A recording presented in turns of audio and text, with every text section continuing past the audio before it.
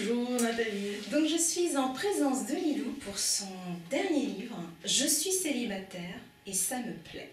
Alors celui-là est sorti en juillet. Entre-temps, il y a eu le petit défi des 100 jours, le gros pavé du défi des 100 jours, mais en effet, c'est mon dernier récit. Dans la série Ça me plaît, tout à fait. C'est donc celui-là, le dernier. Tout à fait. Voilà. Donc par rapport à cela, donc, on va parler d'amour alors. Oui. Mais comment parler de ton livre, Lilou, sans souligner qu'il s'agit d'un journal de bord, en fait. Un journal intime, ouais. Un journal intime.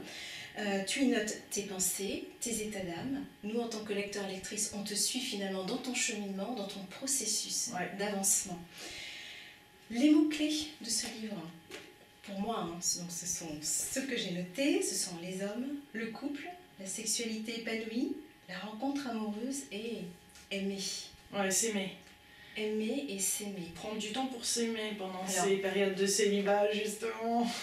Voilà. Donc on commence effectivement par ta rupture dans le livre. Voilà. Donc, et puis tout ce que tout un chacun peut ressentir lorsqu'il s'agit de se poser des questions par rapport à son couple et qu'est-ce qu'on cherche dans son couple. Ouais, ça commence par une rupture. Après, j'étais en couple depuis 3 ans et puis je me dis que cet homme avec qui j'étais n'était pas ouvert à la spiritualité, n'était plus ouvert à avoir des enfants. Il y avait des choses qui n'étaient pas là et je me suis rendu compte à l'évidence, quelque chose que je savais depuis un certain temps mais auquel je ne voulais pas faire face. Donc je décide, le livre commence par cette rupture et puis la difficulté qui suit une rupture.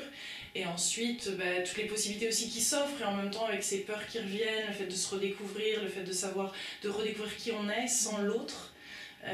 Et puis pour le coup, je saute sur tous les stages de développement personnel et spirituel que je pouvais faire parce que d'un seul coup, on a plus de temps aussi, on a du temps pour les amis, on a des fois même un peu trop de temps. Les intérêts finalement sont plus les mêmes quand on est seul ou quand on est en couple. On se ressent sur soi et c'est un passage qui peut être difficile en effet parce que d'un seul coup, qui suis-je ? C'est comme le livre, 2 livres auparavant, puisque c'est le 4e, c'était J'ai pas d'argent et ça me plaît, où je me retrouve à 32 ans, il y a 5 ans, de retour chez ma mère sans argent. Qui suis-je si j'ai pas d'argent ? Là, c'est qui suis-je sans être en couple ? Qu'est-ce que la société me renvoie en tant que femme célibataire de 37 ans, qui n'a pas d'enfant et tout ça, considérée comme quoi ? Quel est son problème ? Si elle est célibataire, celle-là, il y a un souci. Alors qu'il y a une vraie démarche tout au long de ces 2 années de ce livre-là, d'épanouissement, de se retrouver, de réapprendre à s'aimer. Il y a une question très importante, c'est l'amour en fait. Ah ouais. C'est pas uniquement l'image de la société, mais toi on sent bien que tu recherches quelqu'un, comme une âme sœur, mais plus qu'une âme sœur, c'est vraiment quelqu'un de complémentaire. Et en plus de ça, tu mets la barre, je dirais, assez haut parce que tu cherches une personne qui soit à ton niveau vibratoire en fait, qui a cet éveil de conscience, qui soit... Et pour que vous puissiez vous harmoniser tout de suite. Quand tu le rencontres, il faut que ça aille rapidement. Je sentais qu'il était là, donc je l'appelle plein de fois au cours du livre, je fais des déclarations, j'ai toujours senti qu'un grand amour était possible, j'ai toujours senti que si j'avais traversé toutes ces étapes-là avec un cœur tellement fermé jusqu'à mes 31 ans, je me suis dit qu'il y avait quand même qu'il y avait autre chose à vivre que ça en fait, et que toutes ces étapes-là, elles étaient là pour quelque chose. Donc je remerciais, j'étais en gratitude de pas l'avoir encore rencontré parce que c'est quelque chose que j'allais découvrir plus tard et que j'allais encore plus apprécier.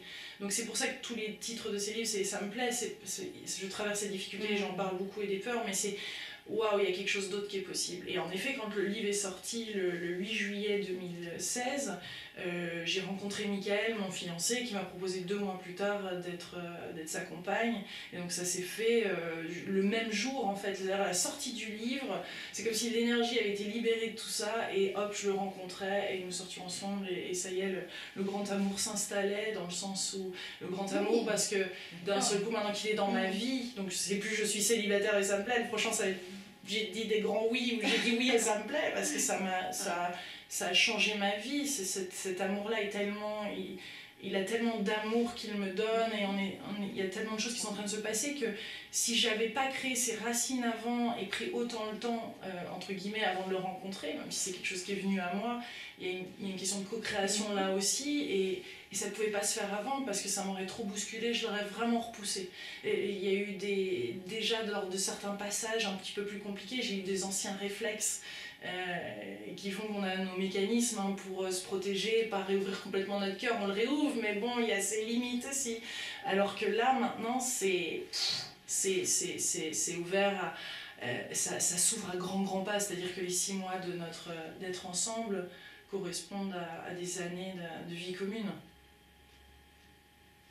Donc le célibat, une belle période, osons, parce que c'est une période où on va se retrouver, on peut déclarer son âme, sa vision en fait, visualiser, ressentir et retrouver, redécouvrir qui nous sommes, se redonner cet amour pour attirer quelqu'un qui sera différent des autres personnes, sinon on continue de réattirer le même style de femme ou d'homme dans sa vie, et c'est ça qui est assez drôle. Quand on fait un arrêt sur image, on se rend compte de certains mécanismes et qu'on est cette personne en commun finalement entre peut-être ces personnes que l'on dit qui nous trahissent, qui nous mentent, qui nous manipulent. Ben oui, mais peut-être qu'on a une histoire qui fait qu'on se donne raison en fait. À chaque fois on attire ces mêmes personnes parce qu'on n'a pas encore passé le cap, appris la leçon de cette rencontre.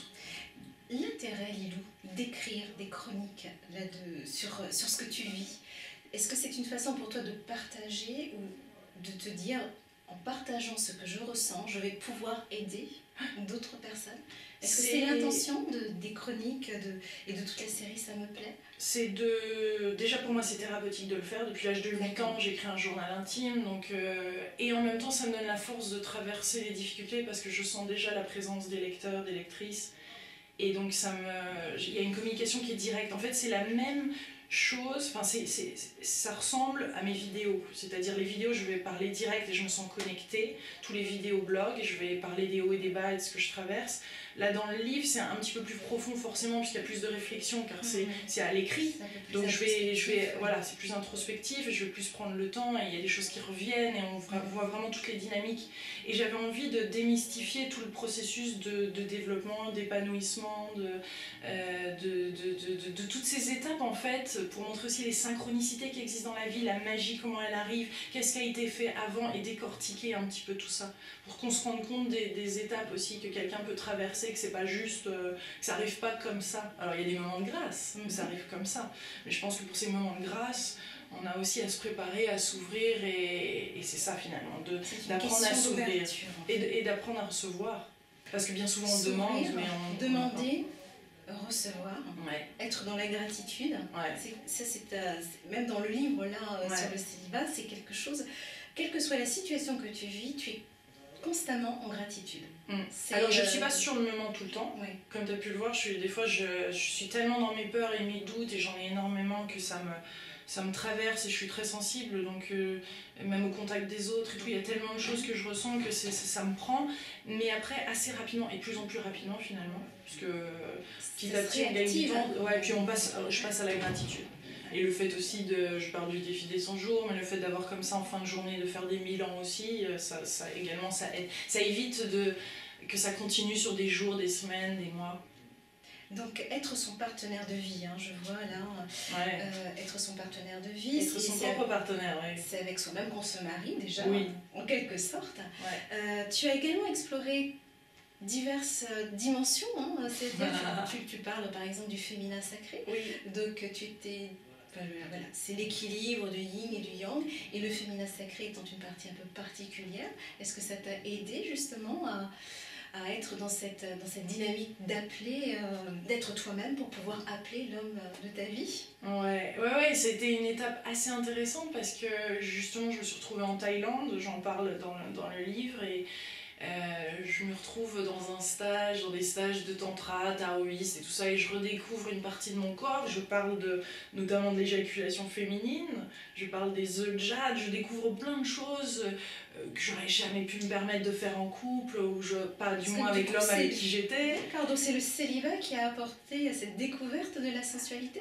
Alors j'étais déjà dans cette recherche, mais c'est vrai que je me serais jamais permise avec le partenaire avant de faire ce genre d'expérimentation, donc là ça a été quelque chose comme oui, à une nouvelle étape. Je pense qu'on peut tout d'accord. transformer et incluant sa sexualité et tout ça progresse. Que là, il y a eu des choses que j'aurais jamais osé faire avant et voilà. Et c'était important pour moi d'en parler parce que ça a été libérateur. Ça a déverrouillé d'autres aspects de l'orgasme, de la connexion aussi. Wow. Une connexion très puissante parce que finalement, les gens cherchent l'orgasme aussi et c'est un moment où on se sent un.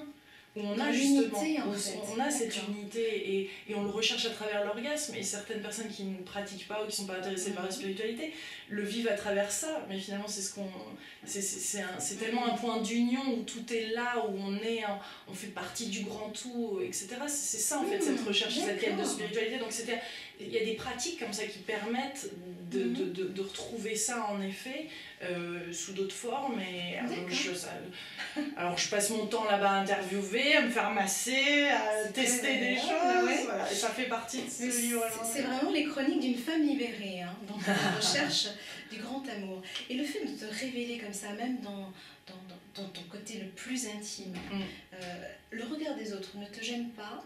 Alors Ou est-ce que tu te poses la question par rapport aux autres C'est vrai que de parler, on est dans une société où on ne parle pas facilement de soi déjà, et de choses personnelles, c'est pas oui, évident. Et là c'était intime, et en plus le sexe entre guillemets c'est quelque chose qui est justement encore un petit peu tabou. Ouais. Donc c'est vraiment ce qui m'anime, moi, c'est faire bouger les mentalités. Ouais, aider à ce que... Voilà, et c'est fait de manière très intime, cela dit, et pas du tout vulgaire, et pas du tout à fait dans le respect. Non, et c'est ça qui est chouette dans les dans ton processus, en fait. Hein. Voilà. Tu nous décris avec, et tu partages avec beaucoup d'humilité et de générosité ce que tu vis intérieurement, en fait. Et je pense que là on se reconnaît tous, ou du moins ça peut peut-être donner le courage à certaines, parce que là c'est surtout les femmes qui lisent ce livre, d'explorer des nouvelles choses. Donc c'est ça en fait, je pense que le courage d'un humain après peut donner du courage à l'autre, le fait de partager comme ça intimement, si ça peut aider, alors à ce moment là je le fais. C'est pas pour exposer ce que je fais, c'est pas du tout dans cette démarche, c'est vraiment la démarche d'aide et d'ouvrir les portes du possible en fait, et petit à petit, pas trop non plus, mais que ça soit accessible justement, parce qu'il y a des passages que j'ai enlevés, que j'ai dû retravailler. Tout est intact dans le texte, mais il y a des passages où je me suis dit peut-être que mon ex serait un peu vexé, ou peut-être que cette partie-là c'est un peu trop par rapport à la sexualité, peut-être que cette personne-là le prendrait mal, donc j'ai enlevé certains passages comme ça pour que ça soit accessible à toute personne qui serait dans cette histoire aussi, et qui vont pouvoir lire et en respect. Mais oui, je pense que ça ouvre des portes en effet pour les femmes qui lisent ça. Ça donne envie d'explorer quelque chose de nouveau. Je sais que le nombre de femmes qui explorent l'œuf de Jade maintenant, ou l'œuf de Yoni, oh là là. Oui, ça a l'air d'être... pour moi, muscler le vagin, n'est-ce pas? Donc voilà, un ouvrage vraiment agréable, une exploration justement, des sentiments qu'une femme peut traverser dans son célibat après une rupture avec un homme qu'elle aimait, et la découverte effectivement du champ amoureux avec d'autres hommes, se positionner en tant est-ce que je suis plutôt monogame ou dans l'amour libre. J'en parle aussi, c'est vrai. Tout à fait, le polyamour. Alors, comment est-ce qu'on se ressent, comment est-ce que l'on se positionne. Voilà vraiment, je pense, les pistes que Lilou nous apporte dans son ouvrage. Merci Lilou, en tout cas, pour ton beau témoignage. Merci.